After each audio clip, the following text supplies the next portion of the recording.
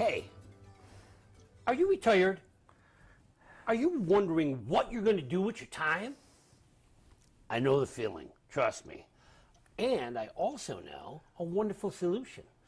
Our guest today is going to help you with that solution. What do you do if you have an awful lot of time? Can you maybe write a book? My name is Vin Dacquino. Our next guest is Ira Berkowitz. Ira, let's talk writing, buddy. Hey, Vinny, how are you? Good to see you. Good to see you. Pleasure. We have a history. We go back. We do. We won't mention how many years we go back. Too many years. Yeah, that's true, because we're only in our 20s or 30s. But in reality, you've been very busy these past few years. Tell me a little bit, what has Ira been up to? Well, I've become the poster boy for life after retirement. Oh, that's a good thing. I spent my entire career in advertising.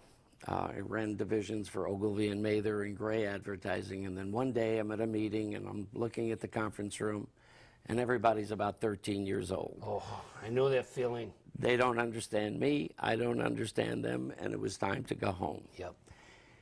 After a few months of sitting home doing absolutely nothing, my wife said to me, "So what do you plan to do with the rest of your life?" She said, "You have no hobbies, you have no interests, you have nothing." And she was right. Yeah. Dangerous. And it's dangerous. yeah, and I said, "What do you have in mind?" And she said, I think you should write." And I looked at her quizzically, and I said, "Write what?" And she said, "Fiction." And my response was, the only fiction I had ever written was marketing plans. She said, "No, I think you could write." She's a very smart lady. And since I had nothing else going on, I figured I'd give it a shot. But I had never taken a creative writing course. But then again, I had never taken any marketing courses, and there I was in advertising. Very successful. And I figured, how hard could it be? Well, it was hard. But what I did was I started rereading books by authors I admired to see how they did it. Who were some of those authors that you turned to? William Kennedy, who yeah. wrote the Albany trilogy. Yeah. And then, of course, you had James Lee Burke, the guy who wrote Last Exit to Brooklyn, Hubert Selby Jr., Wow. Robert Parker, and I.B. Singer, who's one of my favorite authors. And, I mean, I didn't know how long a chapter should be. How do you develop character, plot, setting, all of that? Now, did those books help you with that? Yeah, absolutely. Absolutely. So you looked at those stories with a creative eye. Look at them, try to see what's making this work. Yeah. You know, there's one thing I used to say to my students. I would tell them, think about this. Steinbeck writes a 117-page book, Right. The Pearl. Right. And it is magic. Worked for years. High school students all over the world read this book. It's a masterpiece. What in the world did Steinbeck do in those 117 pages that we aren't doing? How do you make a book work? You make it work by, I guess the best for me. I can't speak and that's for what it has others. to be. Yeah. I can't speak What for works other. for you? For me, it's about character. Good. And story. Good. Now, so, did you have any character or story in mind? No. No. Absolutely not. So you were like, where do I go from here? Exactly. Now, did any of those books give you any ideas? No. No. No. Same thing. You saw the structure, you saw what was making them work, but it wasn't triggering anything in your head. Where did the trigger come? It's interesting. The creative process, and it's something that I've never really had to think about before, No. but it's something I think And about. it is a process. It really is. And quite often, it's magic. Yep. For me, at any rate. And for me. I remember when I worked in the advertising business, I would do these huge programs for American Express or whoever my client was. And they happened because I had done the work. Okay? That is true. And because you had done the work, it triggers something. I've always been a voracious reader. Ever since I was, as long as I can remember, I've Ira, read. I'm sure I've said this to your children when they were in my classes Right. years ago. Readers are leaders. Reading leads to writing. Absolutely, and I think it's an inexorable process where if you're a reader, you can write. Now, whether you're going to be a good writer or not, Yeah. that's another story. But with me, I wrote a book, and it was okay. It got 50 rejections. I sent it out to agents, and it went nowhere. But I got 2 that were encouraging. And that kept me going. I figured, well, maybe, let's see what happens. Yeah. And then one night, my wife and I are watching television, and I saw a DirecTV commercial, and I heard the name Steeg. And S-T-E-I-G. S-T-E-E-G. S-T-E-E-G, okay. And I just turned to her, and I said, what a great name. Oh, wow. And she said, who is he? And my entire book was there. And So that name that name triggered a book. just turned into a book. Right, but there were some problems. It was what it was the book was Family Matters, and That's the title of the book. that was Family the title Matters. of the book. It was the first in the Jackson Steeg mystery series. By the way, only very few people call him Jackson. I mean, it's Steeg. Everybody calls him Steeg. Okay. He was a cop. I knew nothing about cops. Wow. And police procedurals bored the hell out of me. Yeah. So I wasn't about to write that. So I suspended him. He didn't have to be a cop anymore. There you go. Well, And it's interesting. I had several episodes ago. Yep. I had the former police chief of Yonkers on the show, who's writing murder mysteries. Is he really? And that's one of the things he said. He said, I'm not sure how people can write a murder mystery when they don't know anything about murder scenes. They don't know anything about the legal system. It gets tricky. You need to know. Before you said something that was key. You said something about pre-writing. There's Right. things that you have to do beforehand. Yeah, there are. I mean, part of it comes of living a life. Yeah. I mean, you read newspapers, you see TV shows, you're aware, Yep. and you absorb all this And stuff. you have to know how to use that information. But you have to know how to use it in a way that gives the reader permission to believe. That's the key. That's great. If you overload the reader with technical, Form 1033, that's boring. Yep. For me, at least. But if you can give him permission to believe at the outset, I think you're going to be okay. And you have to give your character permission to breathe, to be alive. No It's question. very interesting to me that you said that when you saw the name of a character, your book began to come to life. Absolutely. That's your character coming to you. There's so many authors who don't allow their characters to write the story. Authors don't write stories, their characters do. If you give them permission to do whatever it is they need to do and be patient, the story comes. Well, you've written, 4 of them, right? I've written 4 books. 4 books. And I've been very fortunate. The first one, Family Matters, was a top 10 summer pick by USA Today. Wow. So that was great. And it won a Washington Irving Award. The second one, Old Flame, same thing, won a starred reviews. The reviews have been great. Again, another Washington Irving. The third one, Sinner's Ball, won a Seamus Award, which was named Best Crime Fiction Novel of the Year. And I'm working on a 4th now.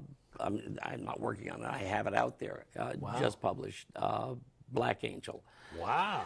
And So you're cooking. And it's really about this cop family, and they live in Hell's Kitchen, and So this is a series?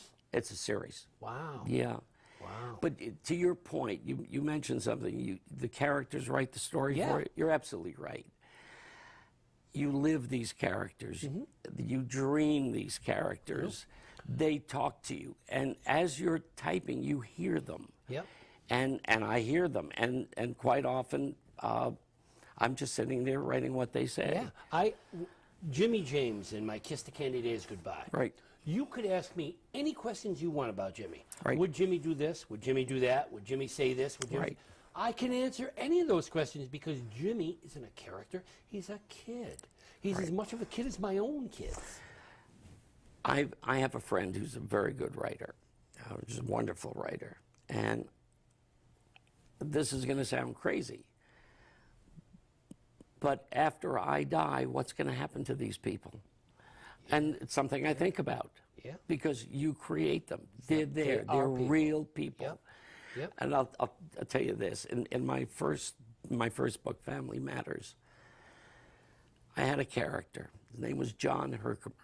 He was a homeless guy. He was a former professor of English literature. Wow. And he lived in a packing crate. And he was irascible. He was a drug addict. And I loved him. Loved him. Yeah. And as I'm sitting there typing, I see him dead. And I got up from the computer and I walked away. I wasn't going to write it. Wow.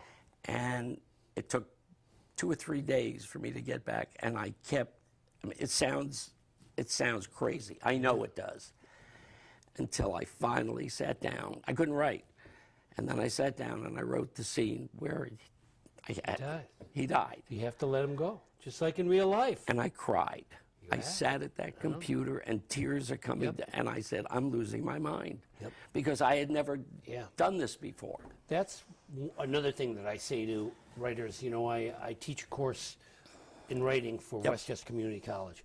And writers come to me and I say to them, understand, you don't write a book. You work a book. You get involved. And it's part of your world. You create this world. These are people. They're real people. And when they get hurt, you get hurt. That's right. And that's how you work a book. You don't sit down and just create a story. It's not a story, it's a life. Which is why I never outline. That's great. I don't either. I never outline. I let the characters take me where they want me to go. Now, do you have a general idea of where you're going, though? General idea. I do the same thing. And quite That's funny. often, I'm surprised. Yeah. In fact, do I'm the always same thing. surprised. Writers say, do you know exactly how your book's going to end? Never. I say, absolutely not. No. And I always say this. This is one of my golden rules of writing. Never write your first page first. Always write your first page last. And they say, wait, what? By the time you get to the end of the book and you've taken that journey with your characters and you get to that end, you know things you didn't know on page 1. Now go back to page 1, knowing what you do know now. Well, I in my first book, I did write the first page, the first chapter. As it turned out, that became chapter 36. There you go. And Wow, chapter 36 36 became the first chapter. Wow. In this book, Black Angel, the new book that's out now, I wrote the first chapter first, and it stayed. And it's based on something I saw. Can I talk about it for a minute? Go ahead. Absolutely, please. We were in Boston, and there were a lot of homeless people in Boston. I mean, it just... As there are in New York. Worse. I mean, Wow, it's really? like New York in the 70s and 80s. It's like Times Square. It's awful. Anyway, we're walking along, and I see this girl, young woman, perhaps she's in her 20s, and she's wearing a wedding dress and a veil. Wow. And it's ripped and it's tattered, and her eyes were just luminescent with madness. She was insane. And she's standing there in the street and she's raving. And it was one of the most heartbreaking things I've ever seen. Wow. And that image, she stayed with me. Yeah. And I had to write the book. And Fiction Yep. is often created from nonfiction. yeah, oh sure. Life. Yeah, absolutely. One of the best ways to be a writer is to open your eyes, your nose, your ears, your heart. You've got to be an observer. Writers observe. Life is out there. And sometimes it's a matter of recreating. Sometimes I love the fact that your book began with a character's name, because what we were witnessing is the birth. That's what it is. Absolutely. Inception. That Right. was Inception. And I just love that idea. We talked once before about writers have different styles. Sometimes a writer says, hey, you create a great character and I'll read that book. I don't care what the character does. If I love or hate that character, I'm with you. Others say, no. Setting. If you create a setting that I could feel, whether it's a farm or a city, doesn't matter. Create a setting that I can feel and smell and taste. Others say, no. Plot. You have to create a plot. You have to create a storyline. Something that takes you from one page to the next, to the next, to the next. Others say, no, tone. Look at Edgar Allan Poe. He was a master of tone. Created such a somber, scary, macabre world that you were there. Plot, character, setting, theme. Create a theme that I understand. Write about something I care about.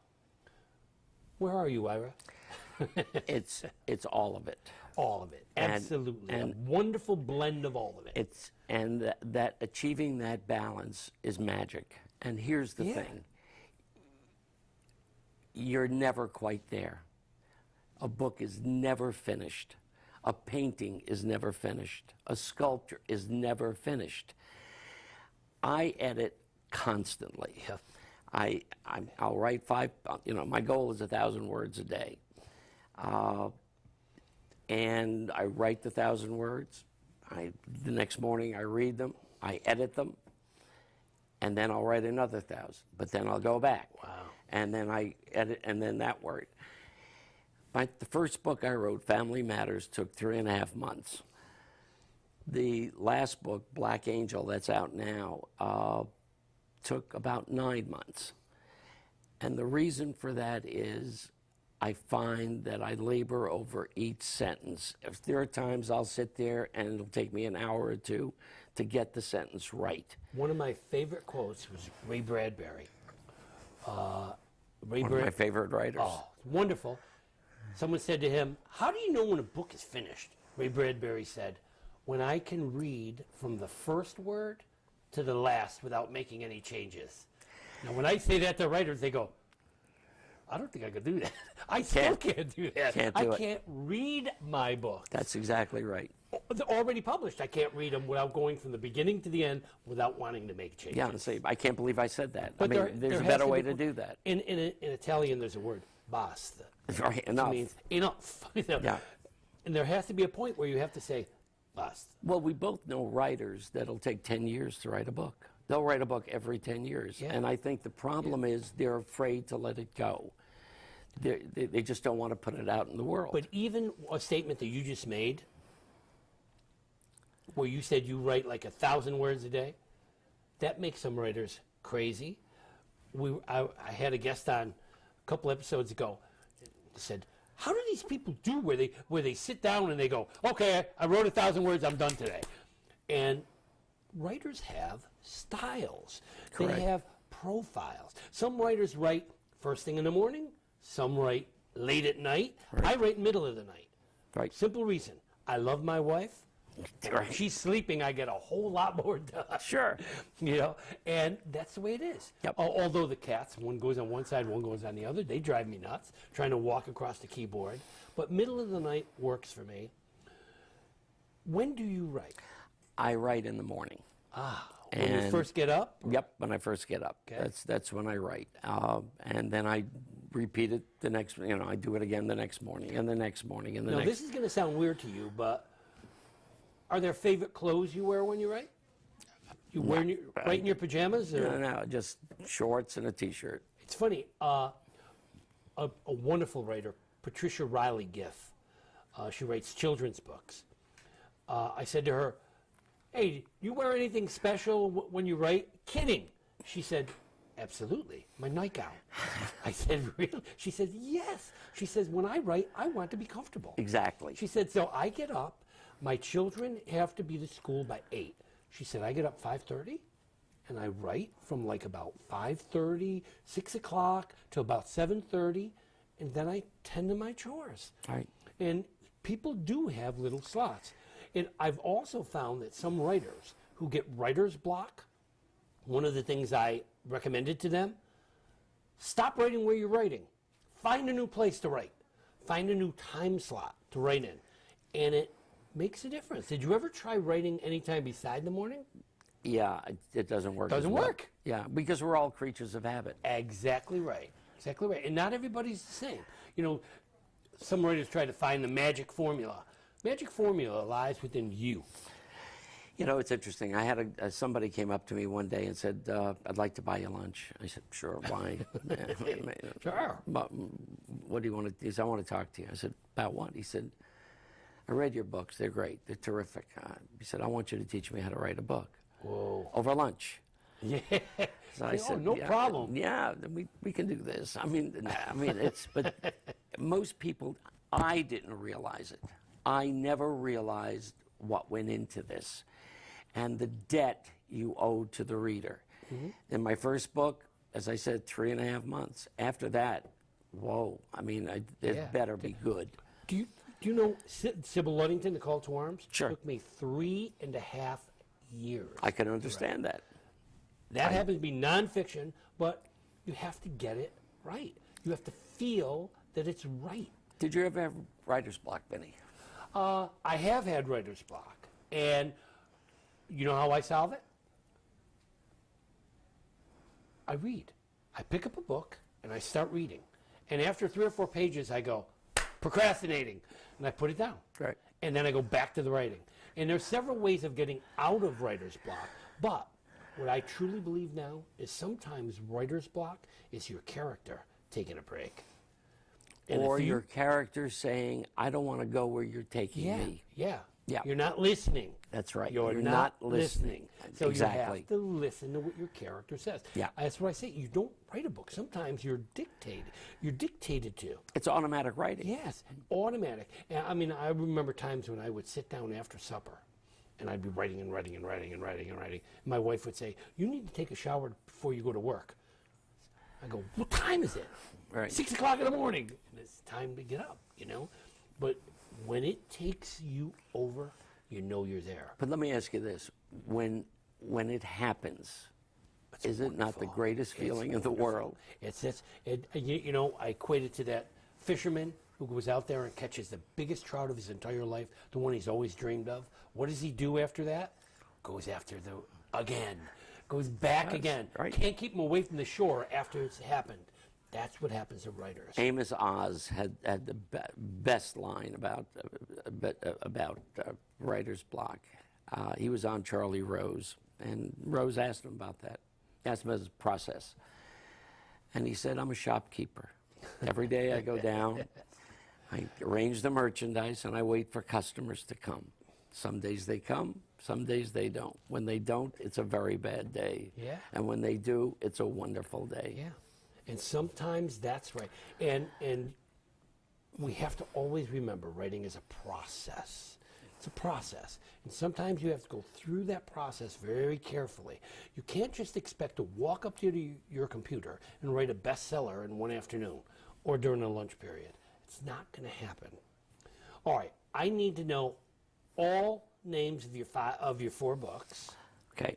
The first one is Family Matters. Family Matters. Second, Old Flame.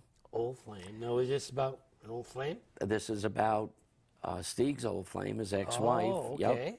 Yep. Third is Sinner's Ball. Stieg has a little friend, a girl. Uh-oh.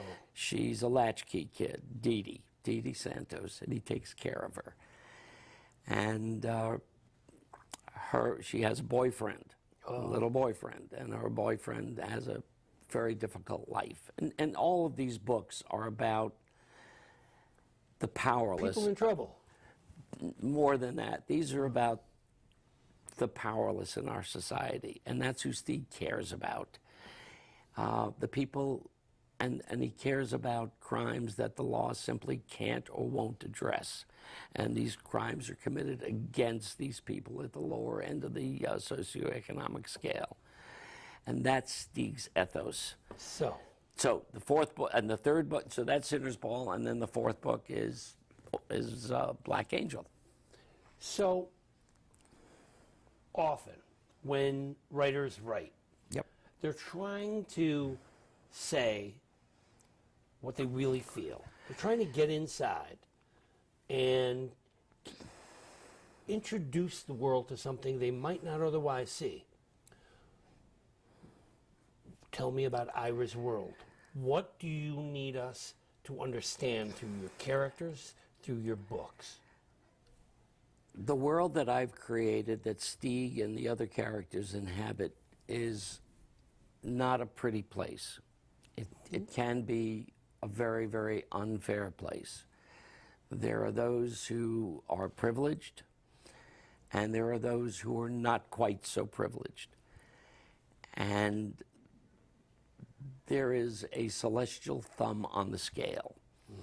And Stieg can't abide that. He cannot abide that. And he aims to fix it. And he does. He aims to balance the scales. So here's my big question to you. Yep. Is book 5 going to answer every question we have about Stieg? No, not at all. It's going to raise more book questions. 6 and 7 and 8, 9 and 10? Absolutely. Oh, you're just going to keep going? I'll write Stieg until I can no longer put my little bony fingers on those computer keys. Yeah. Well, that sounds absolutely wonderful. I like what you're doing. I like the fact that you have taken your life and instead of saying it's time for the pasture, you've created new pastures. And you've helped us to see what we need to see. It keeps you happy. Keeps you happy. Well, it certainly has been an amazing pleasure Thank to you, have you Vinny. here. How do we get your books? You can buy them on Amazon. You can get them at bookstores. You can get them in the library. And the latest one is an ebook only. So just go to Amazon.com and you can order it. And I think you'll enjoy it. But your early ones we can get. Oh, yeah. They're all available. Yep. Well, I cannot thank Ira enough for being with us. I cannot thank you enough for being with us. It has been our pleasure. Ira?